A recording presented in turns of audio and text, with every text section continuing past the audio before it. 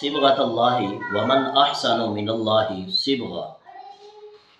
اللہ رب العالمین نے فرمایا کہ اللہ کے رنگ میں رنگ جاؤ۔ ومن احسن من اللہ صبغہ، اللہ کے رنگ سے بہتر کون سا رنگ ہو سکتا ہے؟ اور اللہ کا کیا رنگ ہے؟ نحن لہ عابدون، ہم صرف اللہ رب العالمین کی عبادت کرنے والے ہیں۔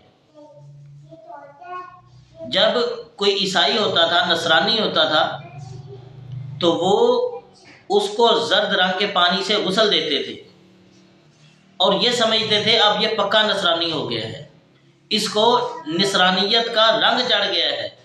تو اللہ رب العالمین نے فرمایا کہ اللہ کے رنگ میں رنگ جاؤ، اور سب سے بہتر رنگ اللہ کا رنگ ہے، اور وہ رنگ کوئی دنیاوی رنگ نہیں ہے بلکہ اللہ کا رنگ نحن لہ عابدون، ہم صرف اللہ ہی کی عبادت کرنے والے ہیں۔ اور اللہ رب العالمین نے سورہ بقرہ میں ہی فرمایا ادخلوا فی السلم کافہ، پورے کے پورے اسلام میں داخل ہو جاؤ۔ اس کا مطلب ہے باقی جتنی رسومات ہیں، جتنے غیر مذہبی شعار ہیں، ان سے بچ کر صرف جو اللہ نے آسمان سے تم پر دین نازل کیا ہے اس دین کے تابع اپنی زندگی گزارو۔ یہ ہمارے لیے ضروری ہے، ہم پر فرض ہے۔ تو ہمیں چاہیے ہم جو آسمان سے نازل ہوا ہے باقی تمام لغویات اور تمام قوموں کو شعار کو چھوڑ کر اسلام پر عمل کریں۔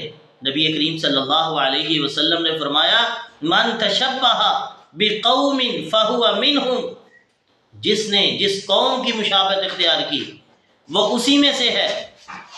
تو اگر ہم غیر اسلامی رسومات پر عمل کریں گے، غیر اسلامی رسومات کو اپنائیں گے، اسلامی کلچر کو چھوڑ دیں گے، تو پھر اللہ کے نبی صلی اللہ علیہ وسلم کی یہ وعید ہمیں یاد رکھنی چاہیے، من تشبہ بقوم فہو منہم، جس نے جس قوم کی مشابہت اختیار کی وہ اسی میں سے ہوگا۔